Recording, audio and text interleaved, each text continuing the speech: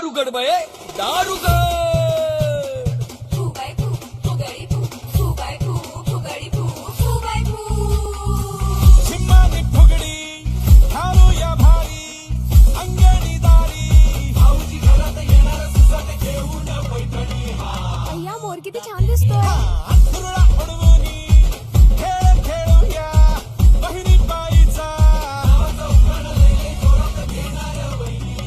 गावात गजर झाला 11 लाखाची पैठणी कोण जिंकणार तिला चढा ओढही लागली सर लागली सोन्याची होणार कोणाची हिऱ्याची पैठणी मीच जिंकणार बघ हो माऊली तुम्हीच जिंकणार पैसे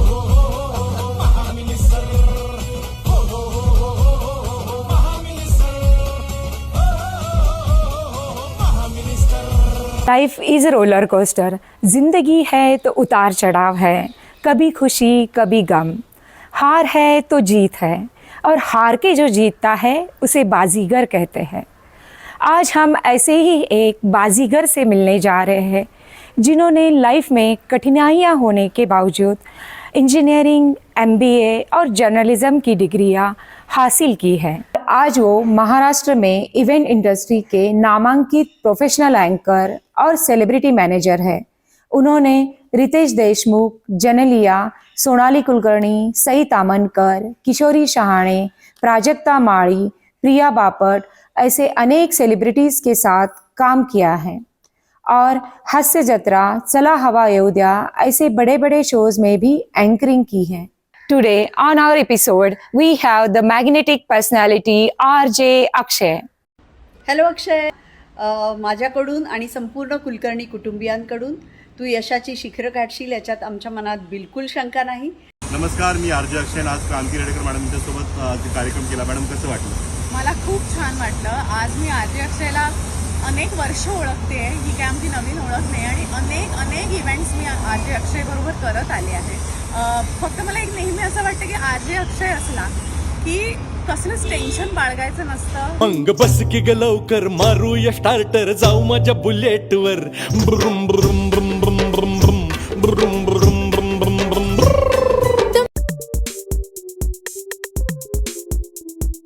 Hello Akshay, welcome to our channel The Dream Catchers. Thank you ma'am, मला ड्रीम किचर्समध्ये तुम्ही बोलवलं. अक्षय, RJ अक्षय है, ये जो नाम है हमने बहुत ज़्यादा सुना है इवेंट इंडस्ट्री में. बहुत फेमस हो आप, आपके बहुत सारे फैंस है, फॉलोअर्स है आपके इंस्टा में, फेसबुक पे, और जो सब आपको आपके एक anchor as a celebrity manager जानते हैं. बट आपका ये जो सक्सेसफुल जर्नी है उसके पीछे भी जो स्टोरी है उसको आज हम समझना चाहेंगे. आप पता है आप एक सीजन मराठी एंकर है. जितना हो सके हिंदी में, जितना हो सके मराठी में ट्राई करते विल कंप्लीट दिस इंटरव्यू. ठीक है, तो विल स्टार्ट विथ आपका पहले टेल अस अबाउट योरसेल्फ, आपका जो बैकग्राउंड है और कैसे आपने एंकर एज अ प्रोफेशन चुना. कुछ चीज़ें ऐसी होती है कि उसमें कोई भी करियर का पाथवे नहीं होता है. फॉर एग्जाम्पल, डॉक्टर बनना है तो फिक्स पाथवे है, इंजीनियर बनना है फिक्स पाथवे है, कलेक्टर बनना है फिक्स पाथवे है. इवेंट इंडस्ट्री तो अभी ग्रो हो रही है द लास्ट 20 ईयर्स से. उससे पहले इवेंट इंडस्ट्री क्या होती है, घर से लोग सजावट करते थे. कोई मंडप वाला छोटा हो उसे लाते थे, घर में केटरिंग होता था, कोई तो घर के लोग बनाते, कोई आचार्य को बुला के करते थे. और बहुत कम टाइम में इवेंट इंडस्ट्री बहुत अच्छे से ग्रो हुई है. और बेसिकली मैंने तो जब मैं छोटा था तब से बहुत एक्टिव था. कुछ भी फेस्टिवल्स हो, होली हो, दिवाली हो, कुछ भी फेस्टिवल, उसमें एक्टिवनेस मेरा बहुत अच्छा था. तो मैं मेरे सोसाइटी में सब बच्चे इकट्ठा करता था, छोटी दहीहंडी भराता था, फिर सब लोगों से 10-10 रुपये निकालता था, फिर होली बनाता था. ऐसे करते हुए मैं बचपन से करता था. मुझे बहुत इसमें शौक था. और बेसिकली मैं जब स्कूल में था, मैं स्कूल का मुख्यमंत्री था, सांस्कृतिक मंत्री था. तो सांस्कृतिक मंत्री को तो बहुत सारे फंक्शन लेना पड़ता था, इसलिए मैं स्कूल टाइम से ही बहुत सारे फंक्शन का अटेंड करना है. उसको प्रोटोकॉल क्या होता है, डिग्निटी क्या होती है, स्टेज पे क्या होना चाहिए. और बचपन में ही पब्लिक स्पीकिंग का आपको आवड़ था. यस, बचपन में पब्लिक स्पीकिंग की मुझे आदत थी. पर कभी कभी ऐसा भी था मुझे कि मुझे ऐसा लगता था मैं बात नहीं कर पाऊंगा. ऐसे भी होता था क्योंकि कॉन्फिडेंस लैग भी बहुत था मेरे में. पता नहीं था, कभी कभी कॉन्फिडेंस बहुत रहता था भी था, कभी लैग भी हो जाता था. और मैं शाय नेचर का था, बहुत एक्टिव नहीं था. देखिए, मैंने कहा कि मैं स्पीच भी देता था, मुख्यमंत्री भी था और मैं शाय भी था. ये बहुत आपको लगता है इस तीनों चीज़ें एक के साथ कैसे हो सकती है, तो हाँ वैसे था। ये पूरा एनर्जी पूरा कॉन्फिडेंस इतना भरा नहीं होता, जितना दिया उतना मैं कर पाता था। पर यही चीज़ें मुझे आगे जाके जब मैं 10th में गया, 12th में गया, जब मेरे सोसाइटी में फंक्शन प्रिपेयर करने लगा, कॉलेज में स्कूल में फंक्शन में पार्टिसिपेट करने लगा, और बीच का टाइम कैसे हो गया ना, 2000 साल के बाद जो भी स्कूल कॉलेज में फंक्शन में कोई जाता था ना, लोग उसको उसकी टिंगल करते थे। फॉर एग्जांपल कोई जाता है, कोई लड़की अच्छा डांस करती है तो सीटी बजा रहे हैं, उसको तकलीफ दे रहे हैं, कोई लड़का जाके कोई एंकरिंग कर रहा है तो उसको चिल्ला रहे हैं, यानी कि सबको टाइम पास लगता था। पर मैंने उस टाइम कुछ टाइम पास नहीं लिया, और वैसे थोड़ा बहुत बचपन छोटा, कम पढ़ाई, फिर अच्छे मार्क्स, फिर थोड़ा अच्छा मार्क्स। मुझे अभी भी याद है, मैं छोटा था तो मेरे मम्मी ने कहा था 50% से ज़्यादा मार्क्स मिले, 50% ना, Okay. तो मुझे वो लकड़ी का घोड़ा मिलने वाला था, और मुझे कुछ तो 49% मिले, 1% कम मिला, मुझे नहीं मिला घोड़ा। शायद 50 भी मिले रहेंगे, पर मेरे मम्मी के पास पैसे नहीं थे, मुझे बाद में पता चला। तो मैंने पूरे लाइफ में कभी जिद नहीं किया। आपने आपके क्वालिफिकेशन, आपने MBA की BE किया है, MBA किया है, जर्नलिज्म किया है, and what else have you done? Yes, तो मैंने जस्ट 10th हुआ, 12th बहुत हुआ। ज़्यादा इमोशनल हो गए शायद हाँ, आप। ये याद आता है ना। हाँ, आज क्योंकि- तो हर रोज एक घोड़ा ले सकता हूँ मैं। हाँ, तो उस टाइम पे एक छोटा लकड़ी का घोड़ा चाहिए था, और मम्मी के पास पैसे नहीं थे, तो वो चीजें याद आ जाती है। साइकिल का भी कमिटमेंट किया था मम्मी ने एक बार, साइकिल लेके दूंगी, और मैं मार्क्स से मिले पर साइकिल ले भी ली थी। बट तो- उसी वजह से हम अपने आप को खुद को पुश कर Yes, पाते हैं, yes, है ना? yes. हाँ, तो यही चीजें याद आती हैं। यही चीजें याद आती है। छोटी स्कूल, 30-40 स्टूडेंट्स, टीचर्स, कभी तो चॉकलेट मिली, किसी का बर्थडे रहेगा तो 26 जनवरी है तो कभी तो कुछ तो स्वीट पार्ले जी का बिस्किट मिलने आ रहा था, बहुत बड़ा नहीं था। सिंपल चीजें होती है, पर टच हो जाता है। हाँ, और आप कहाँ से करते हो, स्कूलिंग कहाँ से करते हो, कॉलेज कहाँ से Yes. करते हो, ज़्यादा मैटर नहीं करता है। Yes. जितना आप जिद से करोगे, जितना कॉन्फिडेंस से और कितना डेडिकेशन से आप कुछ कंप्लीट करते हो, that matters a lot, and you proved it. Yes. फिर उसके बाद मैंने इंजीनियरिंग किया JSPM ताथोड़े से। मैं स्कूल में शिवाजी स्कूल में था, उनमें शिवाजी स्कूल है जहाँ पे सैराट का परशा भी पढ़ा, मेरे बैच में था। Okay. तो वो मराठी में था, मैं सिर्फ इंग्लिश में भी था। तो वहाँ से हमने हमारा कॉलेज क्वालिफिकेशन कंप्लीट किया, और उसके बाद इंजीनियरिंग करते समय मैं एक बार फेल भी हो गया। इतना अच्छा बंदा, जो बहुत अच्छा मार्क्स लेने वाला, और किससे था, मेरी मम्मी के साथ बहुत अटैचमेंट थी, और मैं फेल हो गया तो मेरी मम्मी ने मेरे पर ध्यान देना ही छोड़ दिया। फॉर एग्जाम्पल कुछ खाना नहीं देना, टाइम पे नहीं बात करना, तो मैं पूरा डिप्रेस हो गया। बोला अरे अभी तक अच्छे मार्क्स आए थे तो ये सब अच्छा बोल रहे थे, तो ईयर डाउन हो गया, और मैं पूरे साल भर घर बैठा, और पूरे साल भर मैं सोच रहा था मैं आगे जाके क्या करूं। तब मैंने मेरे खोज शुरू कर ली कि तो मुझे क्या मम्मी से करना है। बात किया, नहीं किया? बात किया था, मम्मी ने बोला ठीक है YD हो गया, अभी आगे क्या पड़ेगा। तो मेरे घर वाले बाजू में जो लोग रहते थे ना, छोटे बड़े, जो इंजीनियरिंग कर रहे, तो वो सब बोल रहे थे अरे YD हो गया, इसको नौकरी कौन देगा, इसको काम पे कौन रखेगा, इसको कौन बुलाएगा, इसका प्लेसमेंट कभी भी नहीं होगा, इसको अच्छा पैकेज कभी नहीं मिलेगा। तो इनका सबका ऐसा बहुत कुछ चल रहा था, और वो एज भी होता है ना छोटा, कि उस एज में समझ में नहीं आता है what exactly they are saying, क्या होने वाला है आगे जाके। पर मैं मेरे एक थॉट प्रोसेस में मेरा फिक्स था कि मुझे कुछ तो अलग करना है, क्योंकि अभी तक मैं बहुत ब्रिलियंट था, ब्रेव था। और उसके बाद मैंने थर्मैक्स कंपनी में मैंने ऐसे इंटर्नशिप किया, तो मुझे लगा बाद में HR करे क्या। तो फिर मैंने इंजीनियरिंग पर मैंने सोचा, उसी दिन सोचा कि मेरे घर वाले ने बोल रहा था कि कुछ भी हो क्या करना है, तो मेरा छोटा भाई था जो अभी नहीं है, तो उसने मेरे को वो पढ़ाई करके लिया, और मेरा इंजीनियरिंग फाइनली कंप्लीट हुआ। तो अभी वो नहीं है, वो उसका देहांत हो गया। मेरे से भी छोटा क्या था, हुआ? तो ऊपर उसने बहुत सपोर्ट किया, घर वालों ने सपोर्ट किया, इसे आगे पीछे देख के किसी भी कुछ भी करके पास हो गया, और लिखा कॉपी किया मैंने, तो पास हो गया। पर मैंने सोचा था मेरा जिसमें भी जाऊंगा मैं उसमें बेस्ट रहूंगा। मैंने थर्मैक्स में थोड़ा दिन काम किया, बड़ी कंपनी थी, फिर वहाँ पे जाके मैं बोर हो गया। फिर मैंने सोचा कि थर्मैक्स में जाके भी मैंने जाके मुझे लगा कि मैं पब्लिक ओरिएंटेड हूँ, तो मैं टेक्निकल वर्क नहीं कर पाऊंगा। दूसरी लास्ट टाइम ईयर में मैंने MBA के लिए एडमिशन लिया। लास्ट ईयर में मैंने UPSC के क्लासेस के फॉर्म भरे थे। लास्ट ईयर मैंने जर्नलिज्म मास मीडिया के फॉर्म भरे थे। तो at a time 3 degrees, UPSC के क्लासेस और ये सब कुछ। पर तब तक एक मैच्योरिटी आ गई थी। सेकेंड ईयर से जब 4th ईयर में गया था तब तक मैंने UPSC के क्लासेस किए थे, तो जनरल नॉलेज, बुक्स रीडिंग, अलग सब्जेक्ट की जानकारी, ये सब पता था। इसके बाद कॉन्फिडेंस भी बढ़ जाता है। कॉन्फिडेंस बढ़ गया था, और MBA तो इजी लगने लगा, फिर जर्नलिज्म इजी लगने लगा, और वो निकल गया। बाद में इंजीनियरिंग हुआ, MBA हुआ, जर्नलिज्म हुआ। उसी टाइम पे मैं एंकरिंग करता था, क्योंकि जब मेरा घर का बहुत अच्छा नहीं था, तो मैं जैसे मेरा मेरा जब भाई चला गया था तब रीजनल इलेक्शन थे वहाँ पे, कॉरपोरेटर के इलेक्शन थे पूरे महाराष्ट्र में, MLA के इलेक्शन, कॉर्पोरेट इलेक्शन। और उस टाइम में गणपति फेस्टिवल आया था और मम्मी एडमिट थी हॉस्पिटल में, घर में तो कुछ इतना अच्छा ही नहीं था, भाई चला गया था, सब डिप्रेशन में थे। और उसी टाइम पे मेरे एक फ्रेंड ने, स्कूल फ्रेंड ने बोला तू यहाँ पे एक फंक्शन करेगा क्या। पता नहीं उसको कहाँ से लगा, मैंने एक फंक्शन किया तो फंक्शन इतना हिट हुआ, तो वो फंक्शन देख के मुझे 50 फंक्शन मिल गए।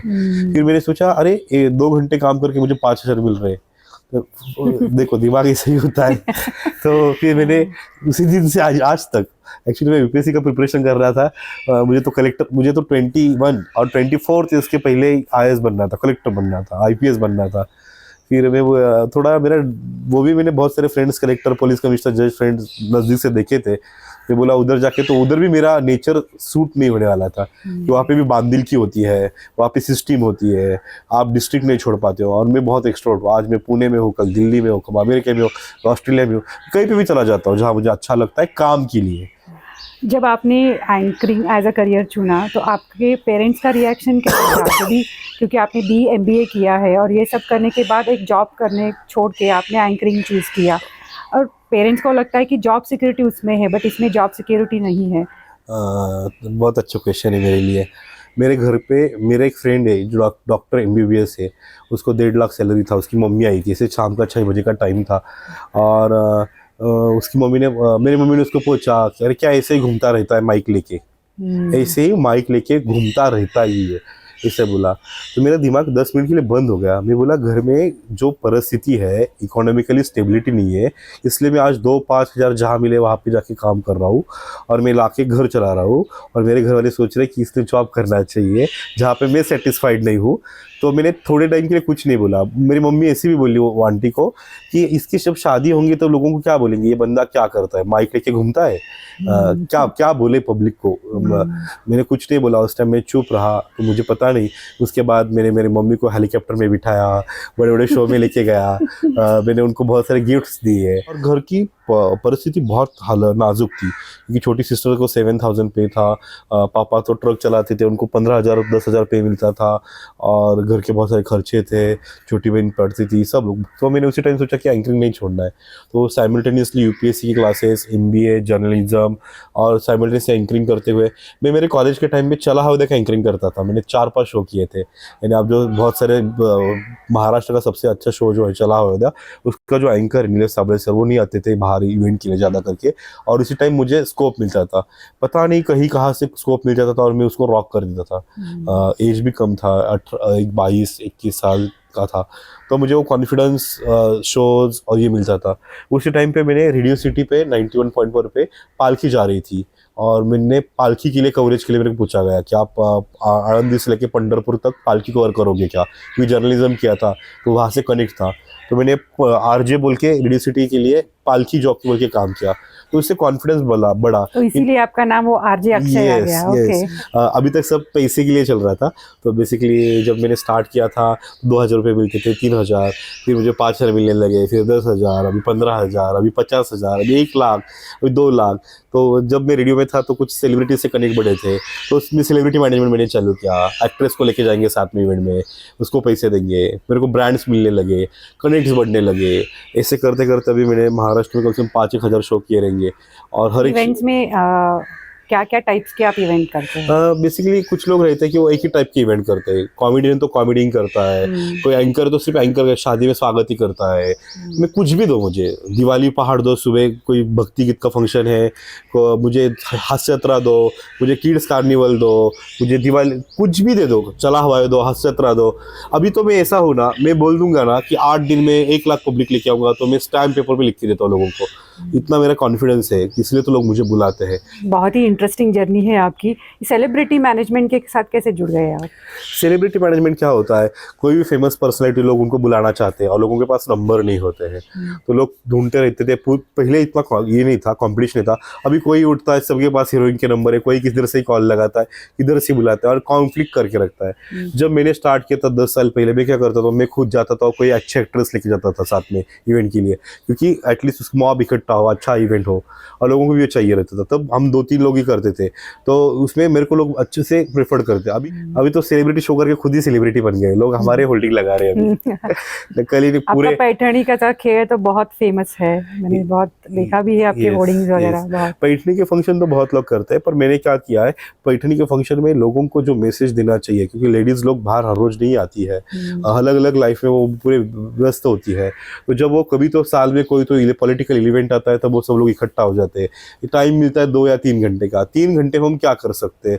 तो उनको सरकारी योजना हो, ओला सूखा कचरा, ओला गीला कचरा अलग करना हो, वोटर आईडी का अवेयरनेस हो, ऐसे चीज़ें मैं उसमें डालता हूँ। देखो काम तो सभी करते हैं, तो मैं क्या बोल रहा हूँ कि 2000 में भी गायक गाता है, 2 कोटी में भी गाता है, 10 कोट लेने वाला भी गायक है, अमाउंट डजेंट मैटर।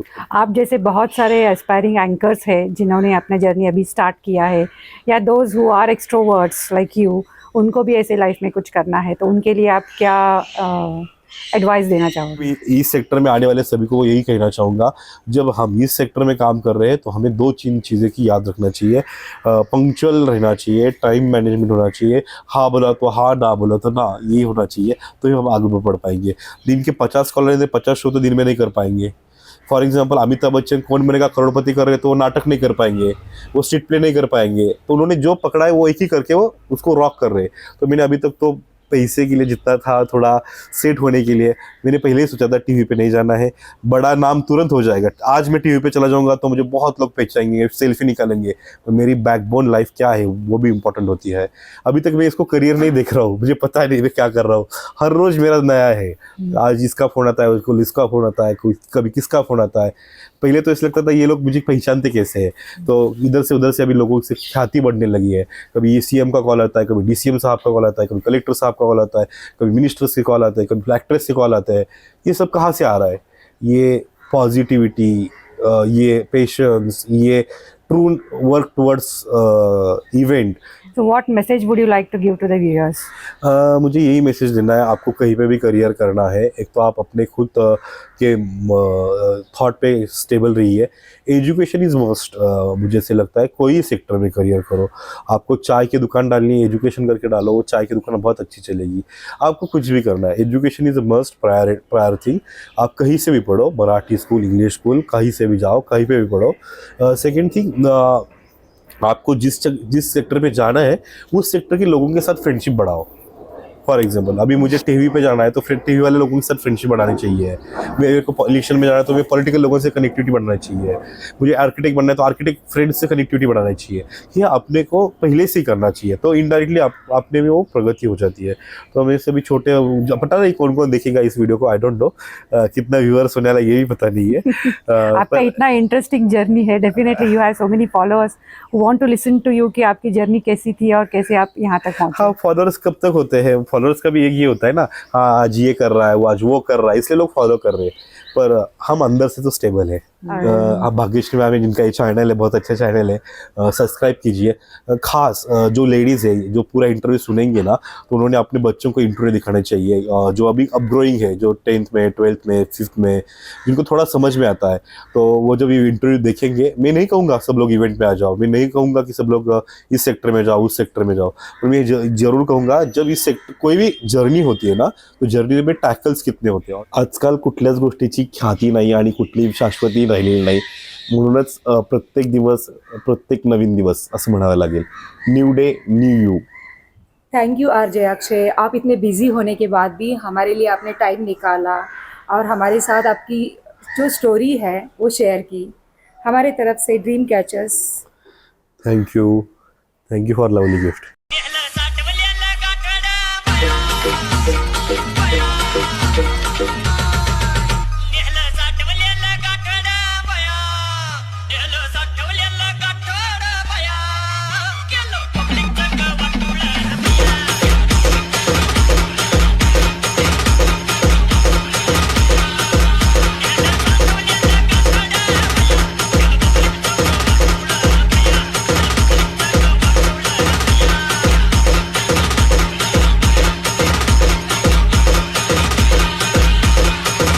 नमस्कार, मी आरजे अक्षय।